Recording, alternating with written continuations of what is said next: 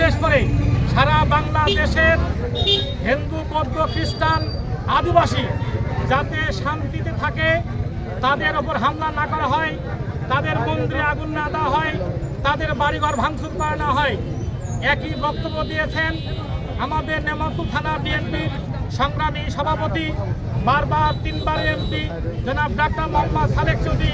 উনিও ওনার বক্তব্যে বলেছেন সরকার পতনের পরে যাতে সংখ্যালঘুদের ওপর কোনো অত্যাচার নির্যাতন না হয়, তাদের মন্দির ভাঙচুর না করা হয়।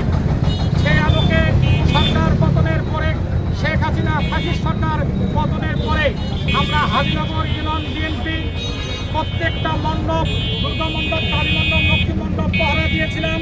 ইনশাল্লাহ তারা হিন্দু সম্প্রদায় সবাই ভালো আছে। আমরা তারেক রহমানের নির্দেশে, ডক্টর মোহাম্মদ সালেক চৌধুরীর নির্দেশে হিন্দু ধর্মীদের সর্বোচ্চ বড় উৎসব দুর্গা পূজা আমরা হাজিনগর ইউনিয়ন বিএনপি আমরা সার্বিক